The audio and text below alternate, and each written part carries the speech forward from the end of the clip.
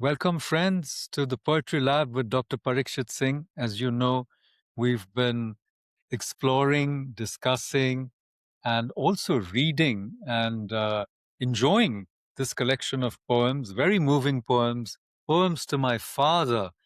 And I think each of these poems takes us into that liminal space, the twilight zone, if you will, between life and death. And I think that it's a very important place to go to for each of us.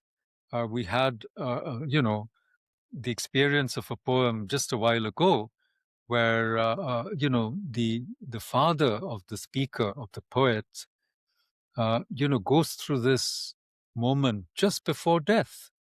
Though nobody knows that's going to be the last moment when he says, "Oh, I wasted my life," And how many of us, have never felt that way? I feel this way, over and over again. And that feeling brings us some sense of balance, humility, and also the openness to learn, to explore. And I think that's what poetry does. It fills us with a humility and wonder, right? Because we see the endless potential, not only of language, but of creation itself, that whatever is past does not occlude, it does not cloud, it does not, foreclose, if I may use that word, of what is to come. And sometimes what is to come is an apparition, the ghost who walks. We suddenly see something in our garden.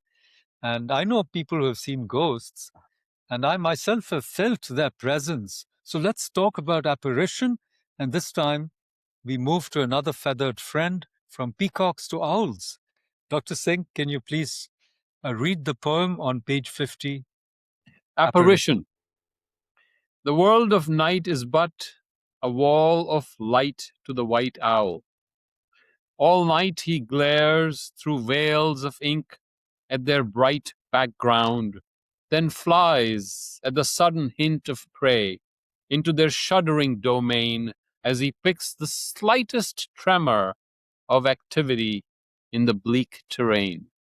He swoops on the twittering gray of mind faster than we think, and flies back without a sound to his lone perch to gaze at the blind.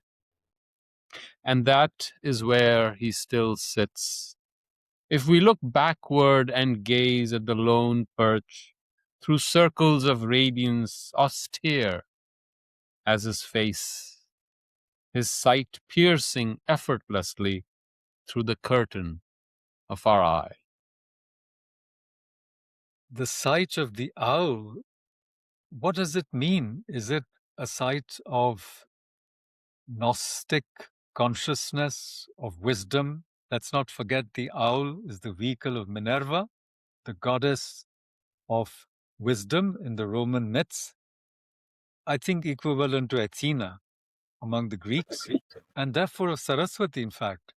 And speaking of birds, it was Ravi Varma who turned Saraswati's mount, from a swan to a peacock, because he just found it visually more attractive. And he, of course, inaugurated calendar art. And our notions of gods today are so influenced by that through colonial lithography. But we often are told that the owl is blind, but the owl is far from blind. In fact, its vision at night is very, very sharp. It's better than our vision, and That's it right. can see little mice and other creatures. The barnyard owl, in Lake in the Woods, you see owls. And Dr. Singh and I, in our nightly walks, we have seen many an owl staring at us with those eyes and the curved beak. So please, the bleak terrain, the shuddering domain, and the hint of prey. Who's the predator and who's the prey, Dr. Singh? it's very interesting. See, so the one image that always comes out, and I'm reading these poems, I think after a year now, so they seem new to me. As a rule, I try not to read my poems, but thanks to you, I'm coming back to reading my own poems. Um, One is the face of the owl. It's a humanoid face. Uh, if you look at it, and you almost look so often, if you look at an owl, it looks like a human being or humanoid staring back at you. And at night, you are totally blind, and he's totally sharp with his vision. He can see, but it's not just sight; he also hears. It's his hearing that is as acute as his eyes. And remember, an owl can almost go 360 degrees. He can look backward. He has a neck that is S-shaped, so he can go. So there's a lot of things about an owl. He's very friendly, yet he's totally alien. You do not know the owl at all because you think it's a human, but it's not human. It's an inhuman face.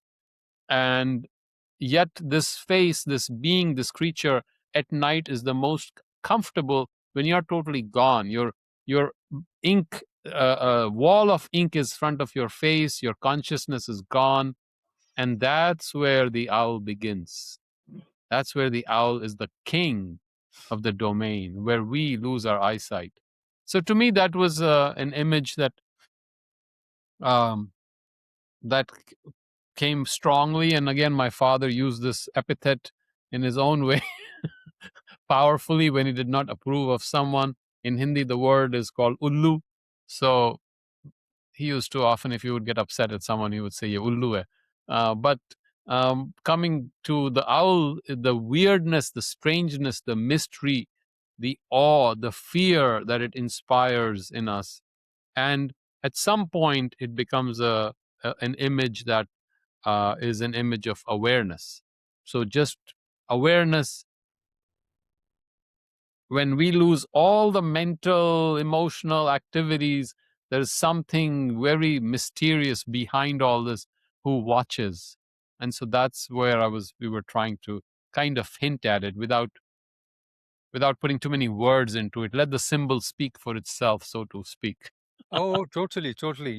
Viewers, you've seen how each of the birds we've been talking about, the swan, the peacock, the owl, and even earlier the butterfly, they're all symbols, right?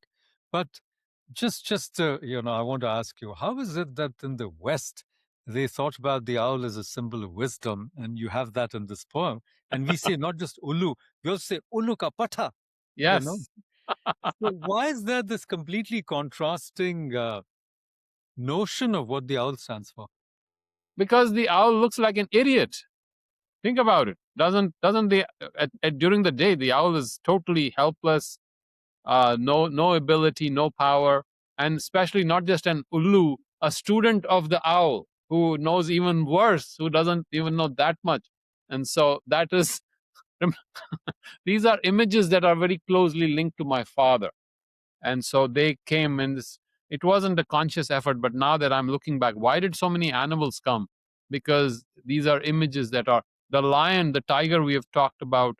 We used to go to the sanctuary at Ranthambore a lot. We used to love going. We would wake up in the morning, 5:36. We would drive in our Jeep and go there and look for the tigers. So these are all, somehow they were associated with him, almost like what would you, metonymic connection. But um, but then each symbol starts creating a different sense. And so the owl becomes to me, at least in my consciousness, it becomes a very powerful symbol of just watching, of just looking. Exactly. I think that whole idea of you know vipassana, if you like, Yes. the different kind of seeing, and why I mentioned vipassana as a vishesha pashana, a special way of looking. See, the point I'm trying to make is day and night are two different domains. So people who function very well in the day, sometimes, we say, oh, she's a day person, and so they don't function that well at night. But you need a different vision to see in the darkness, right? And the shadow, this shadow play of light and dark, day and night, of foolishness and wisdom. Like if you look at the Mullah Nasruddin story, since Ullu as a foolish bird comes from the Persian tradition, and we get it through Urdu and then to Hindi. The foolish people are actually very wise. Mullah Nasruddin is supposed to be foolish. He's always on a donkey and so on and so forth, but he's actually very wise.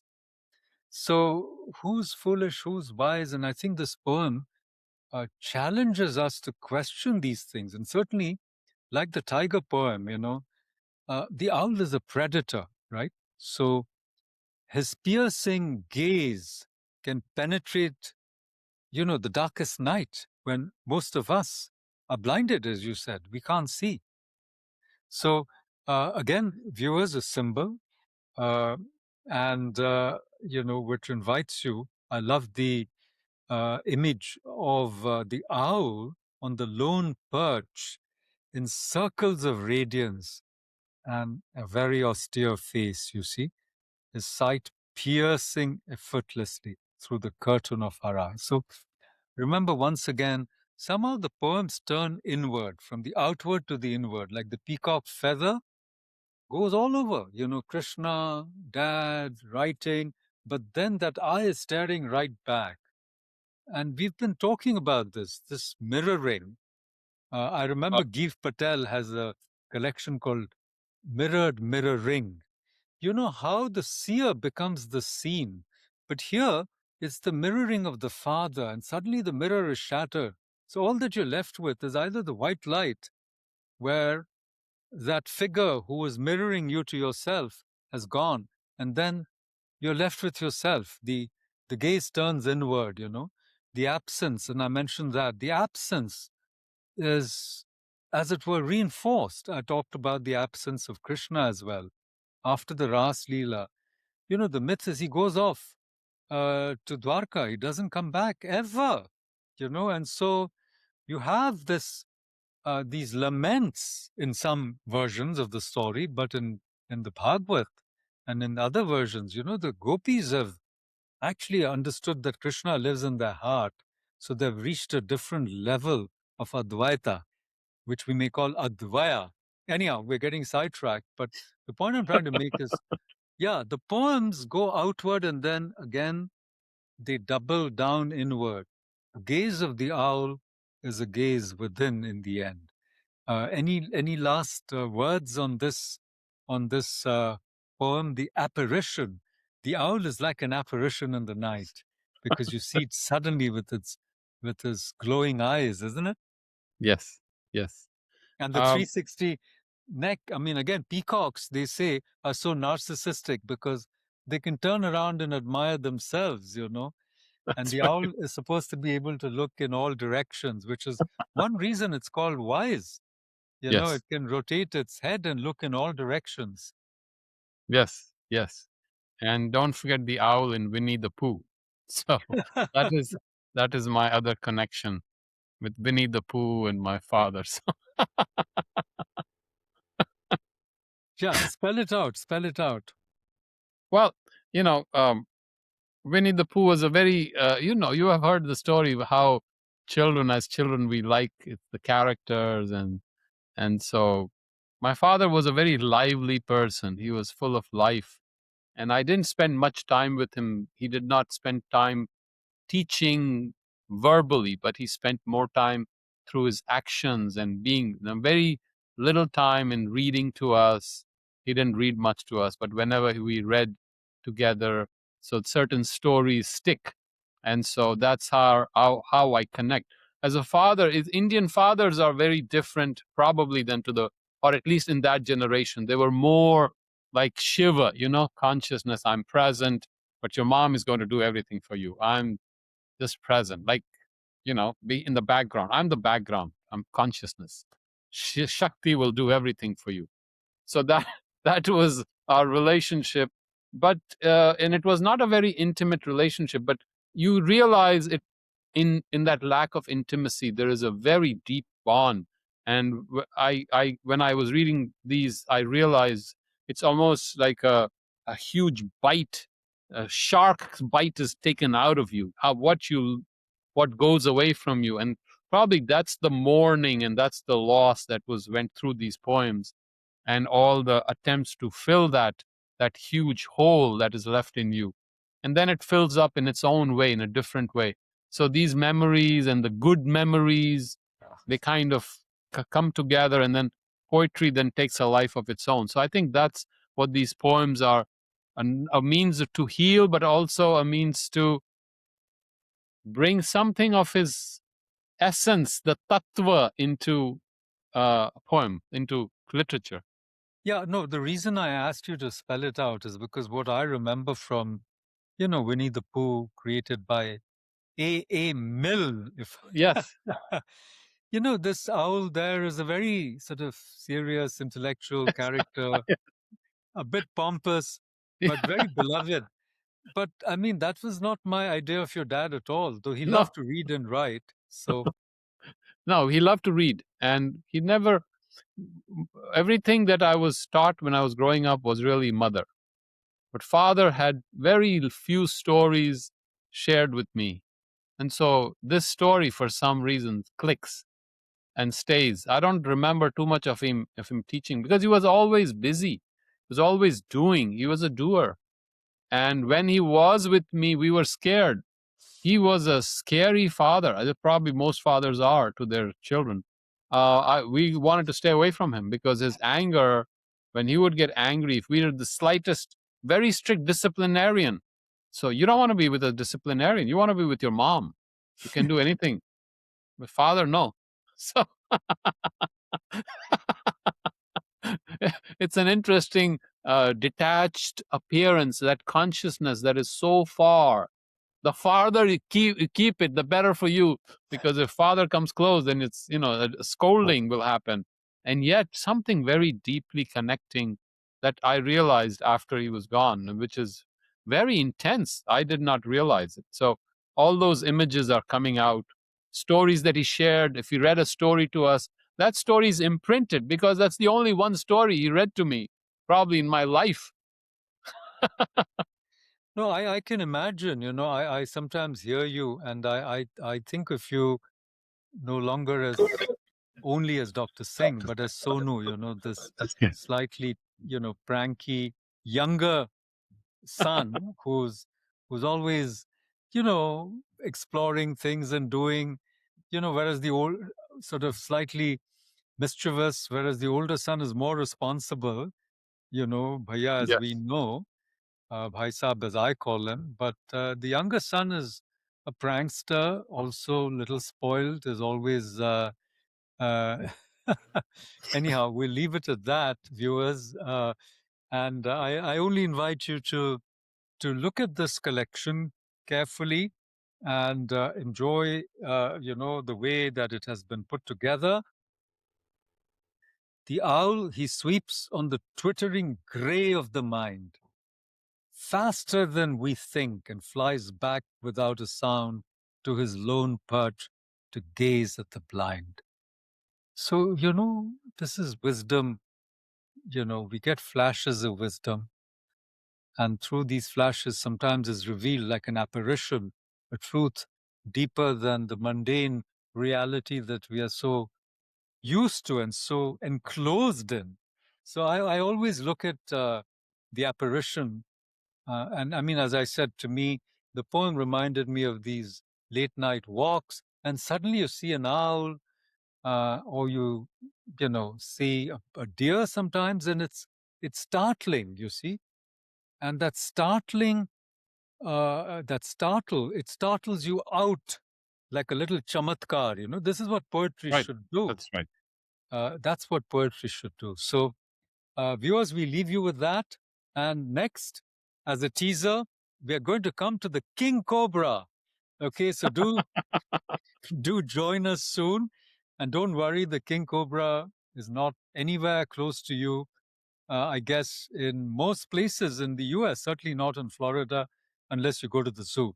But the king cobra is very much a part of, the Indian culture and also the Indian terrain. So, with those words, thank you, Dr. Singh. And thank you, viewers. Please join us again and like, subscribe, and share the content that you see on this channel, and try and get hold of this book, Satya, Poems to My Father by Dr. Pariksith Singh. Namaste.